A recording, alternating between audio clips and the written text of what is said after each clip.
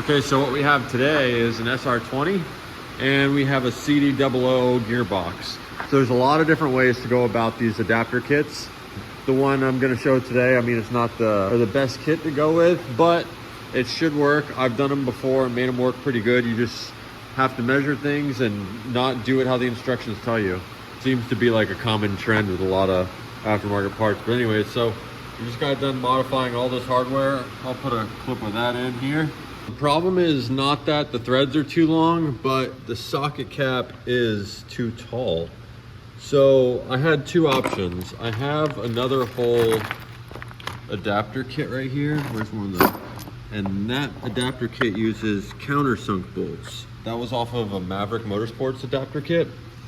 And I thought about doing that because you can screw this in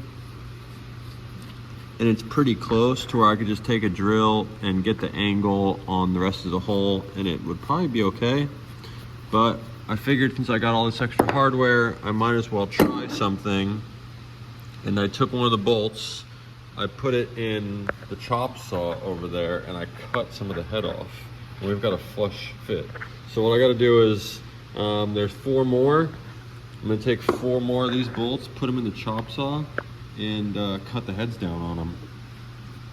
And hopefully this will get the adapter kit bolted up and we can put the trans on here and then start measuring for air gap. All right, so I'm not gonna lie, this is a pretty sketchy way of doing this, but this is basically what's going on right now. I've got another one sandwiched on the other side so that the gap is the same on the board.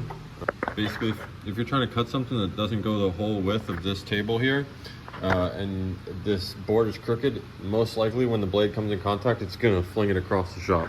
Don't ask me how I know, it's definitely not from these, but it has happened before. So we're gonna go real slow with this and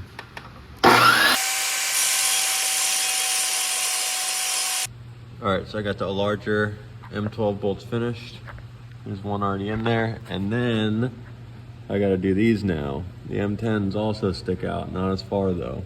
So I might just grind all those down, put them in the vise and grind them down, we'll see. I'm gonna throw some thread lock around here and pop them in. There's a lot of different ways to do this adapter kit, but on this setup, it's running an adapter plate, a Collins adapter plate. And what this adapter plate does, if you're not familiar with it, is you bolt the adapter plate to the engine, and then there's other threaded holes here in the plate that the transmission itself will bolt up to. So this transmission bell housing has been milled 14 millimeters down from factory, the whole face, and it lets you adapt it to the engine. Well, the problem here lies, what I see a lot of people doing is, it looks like this is the Collins release sleeve, and the problem with that release sleeve is the air gap isn't right, and a lot of times when you put these kits together, the clutch won't disengage. So what we're gonna do is we're going to make a couple measurements. The first measurement we're gonna take is from our adapter plate to the clutch fingers. That'll be our first measurement, measurement A. Our measurement B is going to be throwout bearing fully depressed, and you put a flat edge across the front of the bell housing and measure to the front of the throwout bearing. You'll take those two measurements, subtract them from each other, and then that'll give you your air gap. So then we'll write our air gap down. That will determine what relief sleeve we actually need. Because this isn't like an internal sleeve where you can just shim it in the back. It's got this release sleeve that the throwout bearing sits on, and then your clutch fork with an external sleeve down here. So you can get these release sleeves in a couple different sizes, between S13 with a KA, RB20, and D21 hard body. Those all vary in different length release sleeves. So what we'll do is after we get our measurements, we'll determine which one we need. I already have a pile of them, so I can even bring those up for reference and show you the different lengths. All right, so I pulled out all my release sleeves and did a bunch of measuring. This is the one that came off of it, and that is in fact the Collins sleeve. All of these are all pretty much S13 or Z32. This is another Collins. Those things are like useless. All right, so what I did was took some measurements off of this one, took some measurements off of this one. This is a D21. The D40 is longer, and the D40 is ideally what we need. All right, so I've got the transmission on. The correct release sleeve I did not have, and I'm gonna order the D40 release sleeve so that I can just put it together properly. I can't test fit it yet, but I guess let's talk about shifters. That was the main reason I put all this together, is so that I can make sure the trans tunnel is clearance properly. But let's talk about shifters. This is the GK Tech shifter. I mean, I guess there's nothing wrong with the shifter really, I guess. But it's on the bottom of my list of most and least preferred. It's definitely towards the least preferred. Some people like them, but I have the Serial 9 shifters in my cars.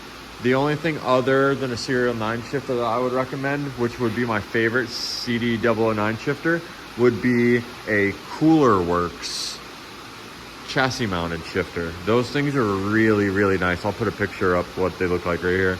But they're super sick shifter. It mounts to the chassis. It's really hard to miss gears in that one. But these, I haven't personally used them, but I hear a lot of people say it's really hard to tell the difference between first and third. That's the one thing, like there's not much of a gate there. Like just kind of, even when it's in gear, it kind of wobbles around, you know. Then the reverse on this one, I guess it's all right. But like I said, I haven't really driven much with one of these shifters. My Serial 9, I have a lot of drive time in that. All right, welcome back. That was fast. I was just going to mock it up, and as per usual, we got a problem. So I had this problem on my RB too, I guess. But what I did on my RB was like I shaved it into the cap. Basically, I cut it in the casting, just like that. Cut that piece out so that the downpipe cleared. And more than likely, I'm gonna have to do that here as well. As you can see, there's quite a bit of gap there, and it's already hitting. So, like I said, I'll just shave out this casting so it gives it room to tuck in. I'm gonna have to shave the adapter plate too though.